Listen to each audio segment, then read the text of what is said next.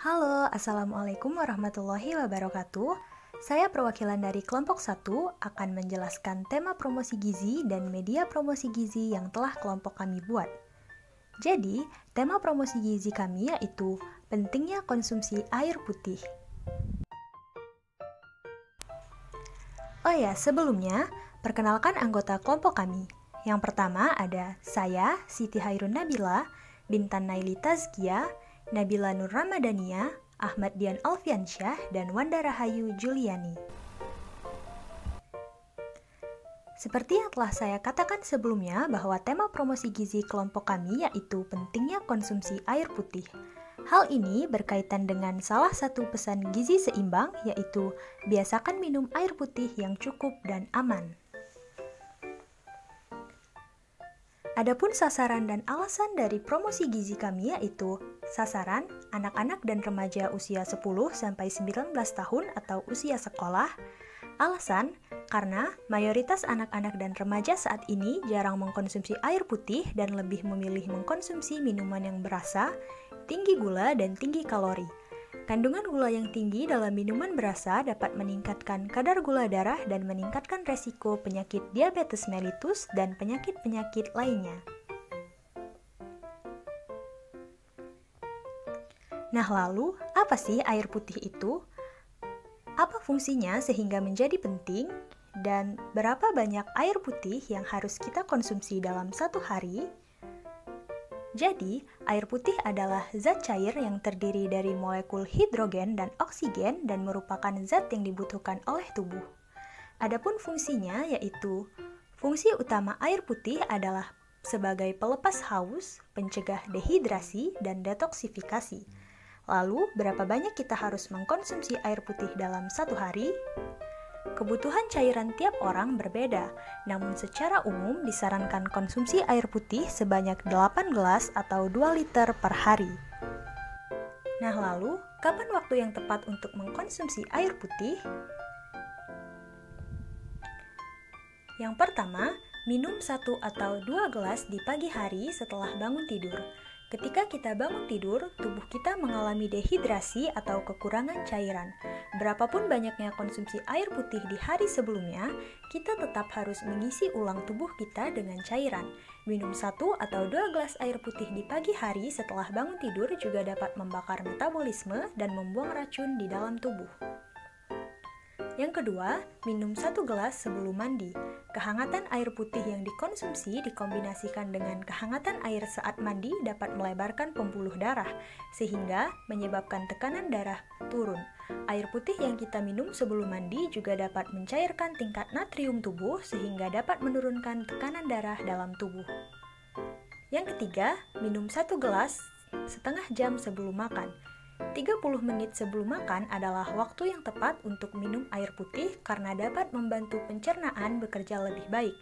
Sementara itu, minum air putih selama atau tepat sebelum atau setelah makan dapat melemahkan cairan pencernaan dan membuatnya bekerja kurang efektif. Yang keempat, minum 1 gelas ketika merasa lelah. Lebih dari 70% dari setiap fungsi dalam tubuh tergantung pada air, termasuk kegiatan otak dan sistem saraf. Air dapat membantu otak bekerja lebih baik. Kekurangan air pada otak tidak hanya dapat menyebabkan kelelahan, namun juga dapat menyebabkan kabut otak, kehilangan fokus, ingatan, serta sakit kepala, masalah tidur, mudah marah, depresi, dan banyak lagi.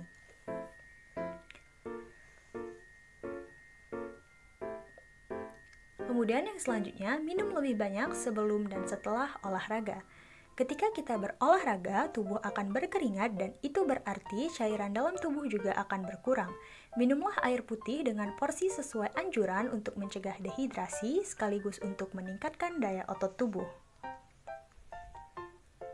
Selanjutnya, minum 1 gelas sebelum tidur. Meminum air putih di malam hari sebelum tidur dapat mengembalikan cairan yang hilang akibat lelahnya beraktivitas sepanjang hari. Lebih dari itu, persediaan air putih yang cukup juga akan membuat tidur lebih nyenyak dan berkualitas. Kemudian selanjutnya, minum lebih banyak ketika sedang sakit. Air putih juga berfungsi meningkatkan daya tahan tubuh, maka ketika kita sedang sakit, umumnya diperlukan air lebih banyak agar cairan tubuh kita menjadi seimbang. misalnya saat kita sedang demam. Nah, lalu selanjutnya, apa manfaat dari air putih itu sendiri? Berikut 10 manfaat mengkonsumsi air putih. 1. Baik untuk kesehatan kulit tidak akan kering maupun rentan terkena gangguan kulit. 2. Menjaga suhu tubuh optimal. 3. Menjaga tekanan darah stabil.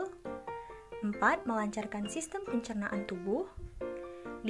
Menjaga asupan oksigen di dalam tubuh. Kemudian selanjutnya, yang keenam, menggantikan cairan yang keluar dari tubuh. 7. Melindungi tubuh dari penyakit. 8. Membantu melancarkan peredaran darah. 9. Menjaga tingkat konsentrasi dan fokus. 10. Membantu mengurangi berat badan.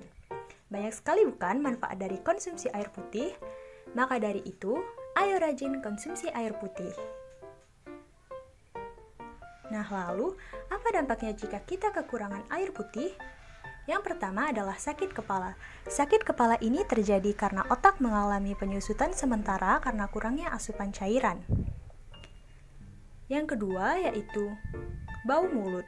Membiarkan mulut kering karena kekurangan cairan adalah undangan bagi masuknya bakteri sehingga menyebabkan bau mulut. Kemudian yang ketiga yaitu konstipasi. Tanpa adanya cukup cairan dalam sistem cerna, usus besar akan menyerap air dari feses. Akibatnya, feses menjadi lebih padat dan sulit keluar.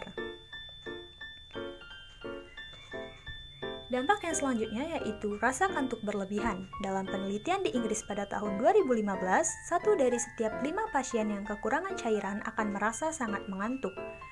Kemudian yang selanjutnya yaitu metabolisme jadi lebih lambat. Kurang minum air putih dan cairan lainnya membuat metabolisme tubuh melambat. Dengan metabolisme yang lebih lambat, berat badan bisa bertambah.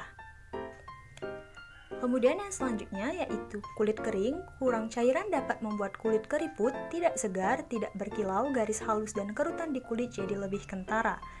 Kemudian kram otot akibat kurang minum air putih, terutama setelah olahraga atau melakukan aktivitas fisik adalah kram otot.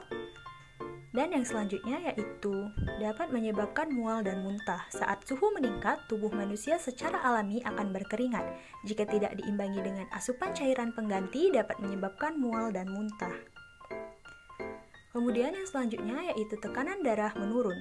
Dehidrasi dapat membuat volume plasma darah yang mengandung protein menurun. Dampaknya, tekanan darah orang yang kurang minum air putih juga bisa ikut turun. Kemudian yang terakhir yaitu sulit berkonsentrasi. Akibat kurang minum air putih dan cairan lainnya bisa menyebabkan kinerja otak jadi tidak optimal. Salah satu imbasnya, otak jadi tidak fokus, susah berpikir, dan susah mengingat sesuatu. Nah, dari hal-hal yang telah dipaparkan dan dijelaskan dan sesuai dengan sasaran promosi kami, maka kami memutuskan untuk membuat media promosi gizi berupa poster. Dengan media promosi gizi berupa poster ini, kami harapkan makin banyak anak-anak dan remaja yang menyadari betapa pentingnya mengkonsumsi air putih dan mengurangi atau menghentikan konsumsi minuman-minuman berasa yang tinggi gula dan tinggi kalori yang tentunya tidak baik bagi kesehatan mereka. Baik, itulah penjelasan dari hasil diskusi kelompok kami mengenai media promosi gizi. Semoga bermanfaat. Terima kasih. Wassalamualaikum warahmatullahi wabarakatuh.